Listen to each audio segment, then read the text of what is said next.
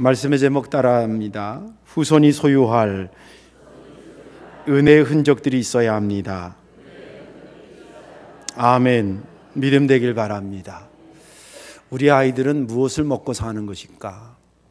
밥을 먹고 또 때로는 피자를 먹고 김치를 먹고 그렇게만 먹고 사는 것일까? 제가 목회를 하면서 쭉 보니까 여러 부모 자식들을 봤잖아요. 보니까 자녀들은 밥만 먹는 것도 아니고 피자만 먹는 것도 아니고 부모의 흔적을 먹고 삽니다. 좋은 흔적이든 나쁜 흔적이든 자식들은 분명히 부모의 흔적을 먹고 삽니다. 그렇다고 한다면 내가 기양해 줘야 될 흔적이라면 양질의 것에 흔적을 줘야지 아이한테 불필요한 그리고 해가 되는 그러한 흔적을 줘서는 안 되겠구나라고 하는 그런 거룩한 고민을 가지고 오늘 말씀 듣기를 바랍니다. 저번 교회에 있을 때에 처녀 때부터 저희 교회를 다녔던 집사님이 계셨습니다. 이분은 시골의 고향인데 고등학교를 졸업하고 도회지로 직장을 오면서 우리 동네에 있는 회사에 다니면서 우리 교회를 다니게 됐습니다. 얼마나 성실하고 믿음이 예쁜지 회사에서 주일날도 바빠서 일을 시키려고 해도 이 자매가 그 당시엔 자매였죠. 부장님이나 이런 분들한테 제가 교회 좀 꼭 좀 가게 외출증을 끊어달라 그러면 다른 사람들은 안 끊어줘도 이 자매한테는 끊어줘서 교회를 가도록 그럴 정도로 성실하게 일했던 사람입니다. 아무튼 교회에서도 열심히 신앙생활을 해요. 그리고 어느 날 결혼한다고 저보러 주례를 서달라 해서 주례를 서줬습니다. 또 어느 날 아기를 낳았다고 이름을 지어달라 해서 이름을 지어줬습니다. 저는 교인들이 해달라면 웬만하면 다 해줍니다. 그래서 무슨 이름을 지을까 아이가 딸이었는데 이 녀석 그러다가 예수님 닮으라고 예담이라는 이름을 지어줬습니다. 그리고 이 가정이 그렇게 경제적으로 녹록지 않았기 때문에 엄마 아빠가 맞벌이를 해야 되는데 그 시댁이 저희 동네에서 차로 한 10분 정도 이 사강 쪽으로 해안가 쪽으로 가는데 그쪽에 있었습니다. 그래서 이 아이를 이제 주일날 밤에 데려다 주는 거예요. 그리고 금요일날 밤에 찾아오는 겁니다. 할머니 집에서. 근데 주일날 밤만 되면 애가 이제 한 3살 정도 됐을 때는 안 가려고 막 전쟁을 치룬대요. 안 간다고. 그럼 엄마가 정 안 될 때는 주일날 가서 시댁에서 자고 월요일 아침에 새벽에 얼른 빠져나오고 그렇게 애를 키웠습니다. 그렇게 상황이 열악했지만 그의 어머니가 그를 향한 기도나 그를 위한 기도나 신앙생활이나 이런 데 전혀 손색이 없었습니다. 정말 억척같이 그렇게 살았습니다. 제가 마을에 그쪽 지역에 볼 일이 있어 가면 일부러 양쪽에다 손을 이렇게 가자를 사들고 그 할머니 집을 찾아갑니다. 그 할머니는 우리 교회를 다니진 않았는데 가면 평상 노란 이 평상에 애가 이렇게 앉아서 할머니랑 있는 거예요. 그러다가 이제 제가 저 가까이 가서 예담아 이렇게 부르면 제 목소리를 아니까 이렇게 쳐다보고 애가 빙그레 웃고 거기서 한 10분 20분 있다가 또 오고 그랬습니다. 그렇게 아이를 계속 키우면서 아이도 신앙 안에서 잘 자라게 되고 초등학교를 들어가면서 애가 피아노의 소질을 보이기 시작했습니다. 그런데 뭐 녹록지 않지요. 또 화성시지요. 뭐 여러 가지 열악한 환경인데 또 열심히 해서 예술중학교를 보내려고 목표를 해서 했는데 예술중학교에 떨어졌어요. 그래서 위로도 해주고 그래도 하나님한테 더 기도하자 그러고 또 그 어머니도 아이한테 위로하고 격려하고 또 열심히 중학교 생활을 일반 중학교 가서 연습을 하고 신앙생활 하다가 고등학교를 마침내 예고를 갔어요. 서울에 있는 예고를 갔습니다. 그때부터 얘 두각이 막 이게 그 화성시에서 나타나는 게 아니라 전국적 우리나라에서 나타나는 두각들입니다. 쭉쭉쭉 나타나기 시작합니다. 그래서 고등학교 때 이미 그 외국에서 초청해가지고 모스크바에 가서도 공연하고 프랑스에도 연수 받으러 가고 이런 일들이 자기 돈이 아닌 데서 초청이 와서 그렇게 했습니다. 그리고 마침내 제가 이쪽으로 왔을 때 그 어렵다는 서울대학교 피아노학과에 입학을 했습니다. 저는 걔가 서울대학교 갔기 때문에 소개하는 것은 절대 아닙니다. 진짜예요. 저한테는 좋은 대학교 그렇게 대단하게 보이지 않습니다. 제가 보는 관점은 믿음이 살아있으면 소개합니다.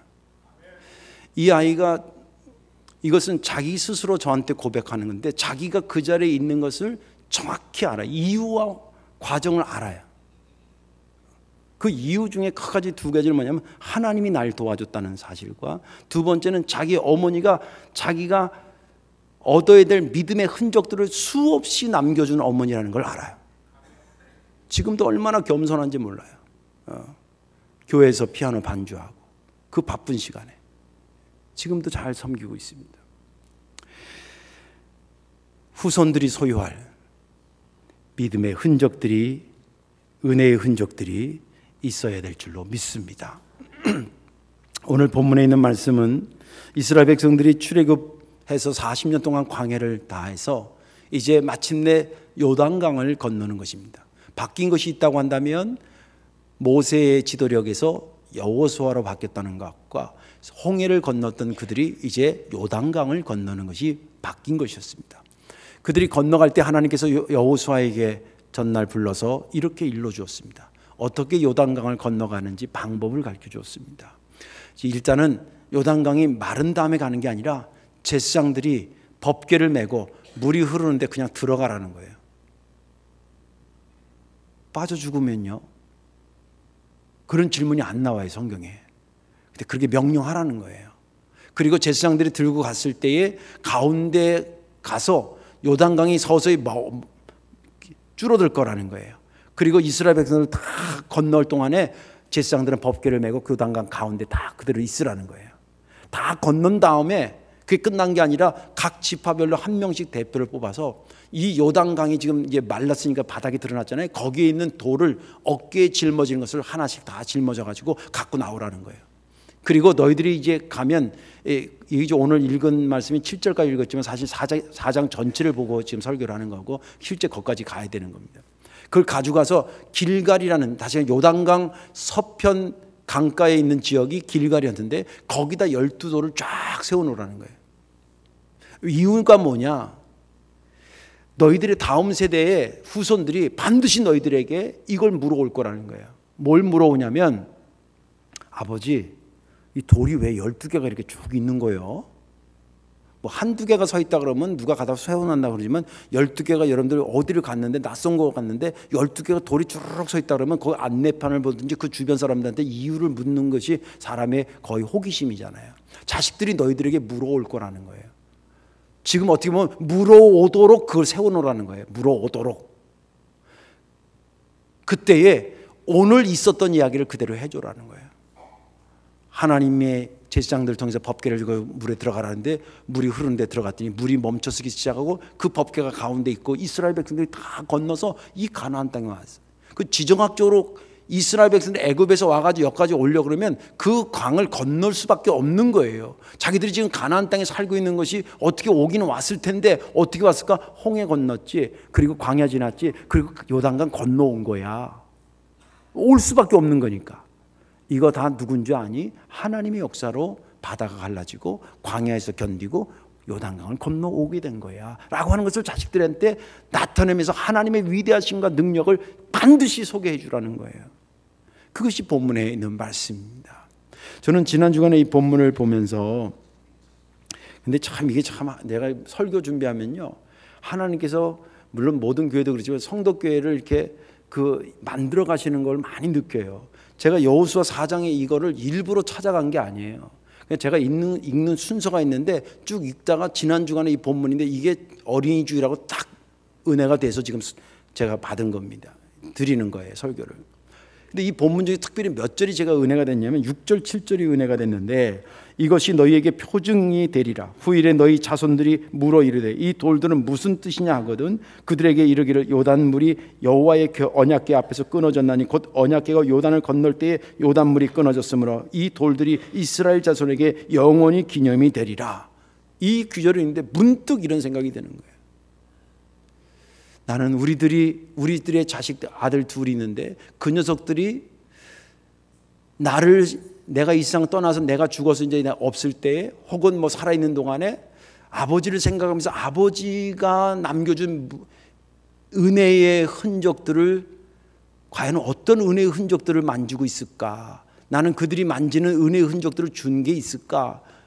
이런 생각을 해보니까 이게 참 심각한 질문이 되더라고요. 오늘 말씀을 듣는 저와 여러분들이 은혜 받으시고 지금부터라도 우리 후손들이 소유해야 될 은혜의 흔적들을 만들어 가시기를 주님의 이름으로 축원합니다. 왜 은혜의 흔적이 있어야 할까? 왜 은혜의 흔적이 있어야 할까? 그것은 가장 위대한 유산 중의 유산이 은혜의 흔적이기 때문에 그렇습니다.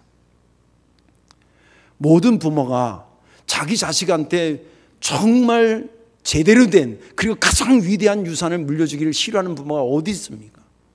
좀 이따 더 설명하겠습니다만은 우리 한국 땅에서 아버지로 산다는 거 이거 진짜 죽는 겁니다. 우리 한국 땅에서 이 시대의 어머니로 사는 거 죽는 겁니다. 보통 힘든 게 아니에요. 그렇게 사는 이유는 뭐냐면 내 자식한테 뭔가 좀 더 좋은 걸 주기를 원해서, 남겨놓기를 원해서. 그런 심정들이 저와 여러분들의 마음속에 가득하기 때문에 그 심정을 근거로 해서 오늘 말씀을 드리는 겁니다. 정말 여러분들의 자식들에게 위대한 유산을 물려주고 싶습니까? 오늘 얘기를 잘 들으십시오.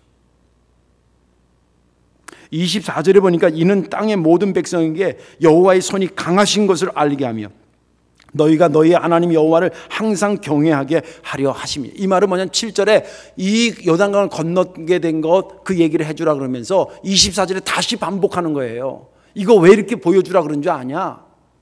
하나님이 위대하신 것을 보여주라는 거예요. 그리고 항상 그 하나님을 경외하게 너희들 후손들한테 남겨주라는 거예요. 이것이 너희들의 후손들한테 정말 너희들이 물려줘야 되고 정말 저들이 잘 되는 길이라는 거예요. 강조하면서 말씀하신 것이 24절에 있는 말씀입니다. 여러분들, 무엇이 진짜 가장 위대한 유산일까요? 오늘 본문을 통해서 보면 하나님에 대해서 알려주라는 거예요. 해도 못 알아들어요. 해도 귀담아 듣지 않아요. 목사님은 목사님이니까 목사님 아들들한테 얘기하면 잘 알아듣겠죠. 천만의 말씀이에요. 제가 잊어서 얘기하지만 집에 들어가면 애들하고 신앙적인 것 때문에 치열하게 논쟁합니다.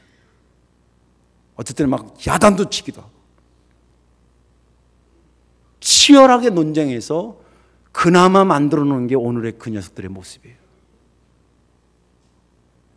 그런 게 있다 그러면 있는 줄만 아세요. 목사 아들은 저절로 뱃속에서부터 할렐루야 이러고 태어날 것 같아요? 아니에요. 응애하고 태어났고요. 여기 지금 너희들이 정말 너네 자식들을 사랑하냐? 네. 정말 귀하고 값진 것 물려주고 싶으냐? 네. 내 말을 잘 들으라는 거예요. 하나님에 대해서 알려주라는 거예요. 그들이 알아듣고 안 알아듣고선 두 번째 알려주라는 거예요. 알려줬는데 그들이 안 알아듣는 것은 그들의 몫이지만 안 알려줘서 모르는 건 안 되지 않냐는 거예요. 하나님에 대해서 알려주는 게 너무 방대하기 때문에 제가 정리를 해봤어요. 하나는 성경에 나타난 하나님의 이야기를 들려주세요. 창조의 이야기라든지 사랑의 하나님의 이야기라든지 나를 구원하기 위해서 독생자 예수 그리스도를 보내주신 하나님의, 내 기도를 들어주시는 하나님이라든지 이런 성경에 기록된 성령의 감동으로 기록된 하나님의 이야기를 들려주세요. 두 번째는 하나님의 은혜를 경험한, 다시 말해서 하나님의 은혜의 흔적을 갖고 사는 사람들의 이야기를 귀담아 들으세요. 그걸 전달해 주세요. 흔히 말하는 간증입니다. 제가 아까 지금 조금 전에 얘기한 예담이의 이야기 한 5분 정도 얘기했잖아요. 그게 5분짜리가 아니에요. 그 엄마가 처녀 때부터 얘가 대학 들어가서 있는 얘기까지 했으니까 적어도 20년을 엑기스로 농축시킨 걸 5분에 제가 말한 거예요. 5분짜리가 아닌 거예요. 물론 간증이라는 게 다 성별해서 좀 우리가 선별해서 들어야 될 필요는 있지만은, 그런데 우리가 신앙생활 하다 보면 정말 저분의 신앙이 존경스럽다 이런 분들이 곁에 계시잖아요. 그러면 그분이 만난 하나님의 이야기를 귀담아 듣고 그것을 잘 소화시키고 숙성시켜서 내 자식들한테 먹여주라는 거예요. 또 결정적인 것은 뭐냐면 내가 만난 하나님에 대한 이야기를 해줘야 돼요. 이거 역시도 마찬가지입니다. 알아듣든 못 알아듣든 내가 아는, 내가 만난 하나님에 대한 경험을 얘기해 줘야 돼요. 그러려니 부모 입장에서 내가 만난 하나님이 있어야 될 거 아니에요. 내가 만난 하나님이 있어야 될 거지. 복음을 증거할 때도 성령이 임할 때까지 너희가 거기 예루살렘 떠나지 마, 전도하지 말라는 거예요. 성령 만나고 예수가 그리스도로 고백되어지고 내가 죄인 중에 죄인이라는 것이 확신되어질 때에, 그리고 내가 구원받았다는 것을 확신됐을 때 나가 전해야지. 성령이 뭔지도 모르고 내가 누군지도 모르고 나가 전도하니까 무조건 나가면 안 된다는 거예요. 그런 것처럼 내가 만난 하나님이 있어야 될 거 아니에요. 객관적으로 기록된 하나님도 중요하고 저 사람이 만난 하나님도 중요한데 내 자식한테 내 밥을 먹이려고 그러면 내가 만난 하나님이 있어야 되지 않겠습니까? 내가 만난 하나님. 가끔 우리 성도님들한테 이런 얘기, 어머니에 대한 얘기, 제가 추도 예배라는 이렇게 물어보고 그러면 저희 어머니 저를 위해서 정말 새벽마다 기도하시는 어머니, 지금도 눈에 선합니다. 그 자식이 복될 줄로 믿습니다. 복될 줄로 믿습니다.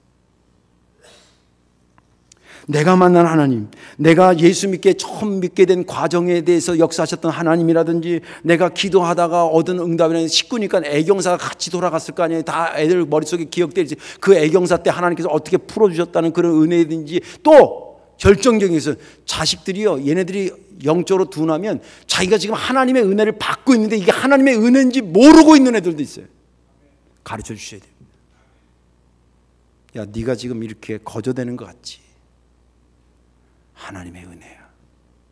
그래서 내가 만난 하나님을, 왜냐하면 하나님께서 우리에게 은혜 주실 때, 은혜의 흔적을 만들어 주실 때요, 우리만 느끼라고 준 게 아니에요. 지금 요단강을 건너는 것은 이들의 후손이 건넌 게 아니었어요. 그죠? 요단강은 지금 그 당대의 사람들이 건넜어요. 그런데 하나님께서 말하기를, 야, 이거 돌 세우라는 얘기는 뭐냐면 후손들한테 내가 이 요단강 건너가야 하는 은혜는 너만 누리라고 준 게 아니야. 네 후손들을 위해서도 준 거야. 그러면 걔네들한테 얘기해 줘야 될 거 아니야. 그 얘기예요. 또 여러분들 아까도 얘기했지만 내가 정말 내 자식을 너무 사랑해서 정말 제대로 된 것을 주려고 그러면 제대로 된 것을 줘야 될 거 아니에요. 땅의 것보다는 하늘 것을 주시고, 순간을 위한 것보다는 영원한 것을 주시고, 지식보다는 지혜를 주시고, 할렐루야. 땅의 것 붙잡고 살게 하지 말고 하나님 붙잡고 살게 가르쳐줘야 되지 않겠습니까? 정말 여러분들이, 여러분의 자녀들이 잘 되기를 원하면 그렇게 하셔야 되지 않습니까?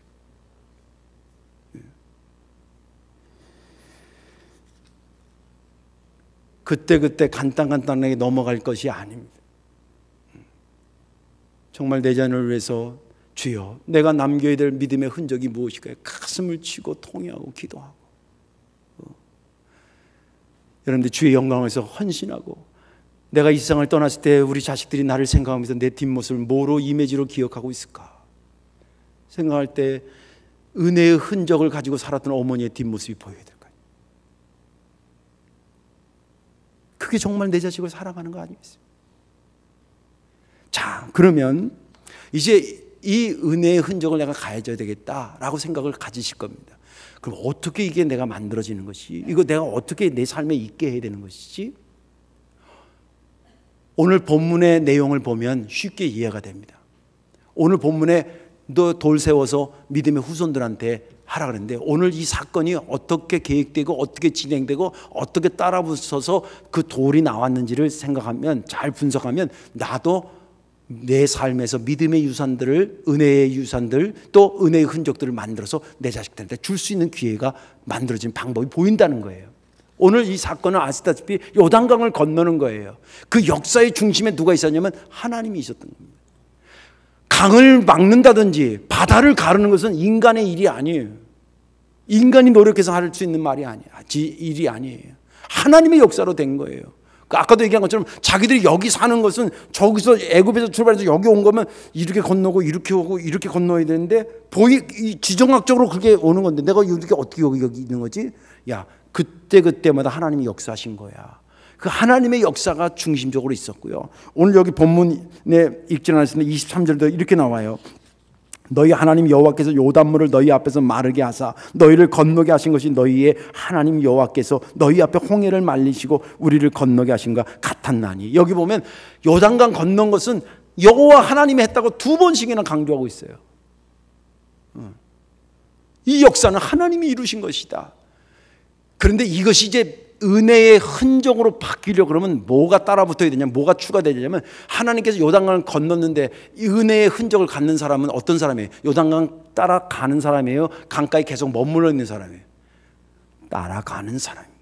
하나님께서 주도해서 가시는 데에 그 말씀을 따라 붙는 사람이 그 현장에서 은혜가 임하게 되고 은혜의 흔적을 만들어가는 것입니다.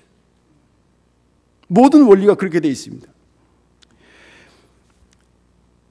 여러분들 여기 오늘 본문 앞장에 보면 하나님께서 요단강 건너게 되는데 맨 처음에 어떻게 그 진행을 시작하냐면 하나님이 여호수아를 불러요. 야, 아까도 처음 얘기했지만 이제 요단강 건너야 되잖아. 네가 제사장들한테 명령해. 그 말은 아닌데 이런 말일 수 있어요. 내가 요단강을 다 마르게 한 다음에 건너는 게 아니라 흘러가는 데 들어가게 할 거야. 그럼 제사장 중에서 혹시 아직 요단강 흐르는데 나 빠져 죽으면 어떻게 해요? 그런 말이 나올 수 있어. 그래도 그냥 보내. 이게 목사들한테 요구하는 믿음의 양일 수도 있어요. 가다가 죽더라도 주가 명령하면 가는 거예요. 근데 그렇게 발을 내딛었더니 물이 멈추기 시작했다고 성경은 말해주고 있어요. 그리고 그들이 건널 때까지 요단강 가운데서 법궤를 메고 제사장들이 계속 지켜요. 제사장들에게 또 백성들에게 명령해가지고 그 건너게 해. 다 명령의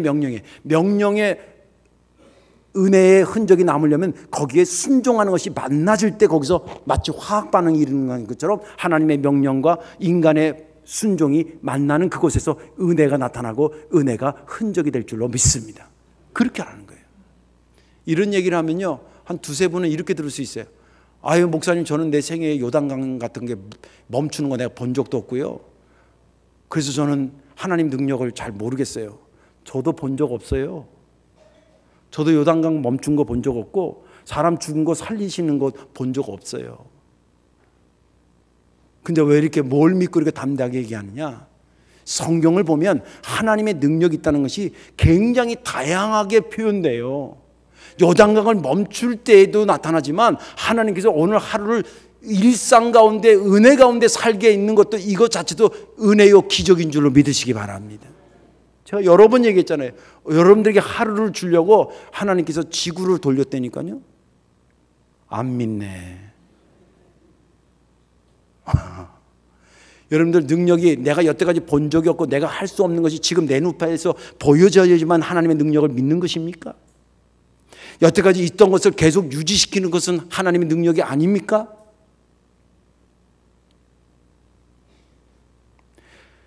저는 이 천체과학이라는 이런 걸 잘 모르는데 한동안 지금 물론 만유인력 때문에 그런 건지 이해했는데 어릴 때 이런 생각했어요. 지구가 동그랗잖아요. 우리가 북방 38도라 그러잖아요.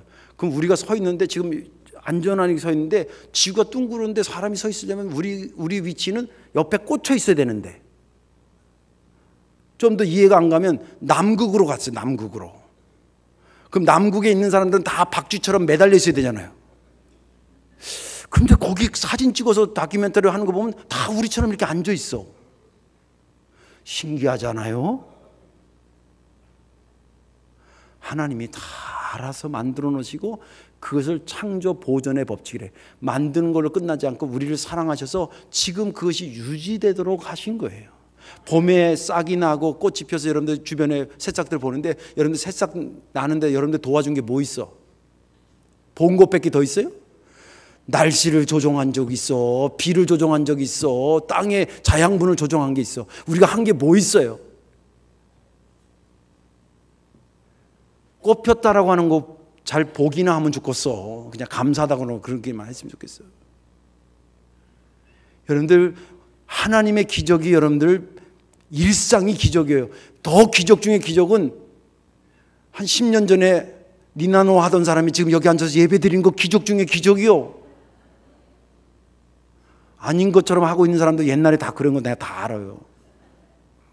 저번에 저쪽 교회에서 권사님 남편이 늦게 예수를 믿었어요. 아직 세상 때가.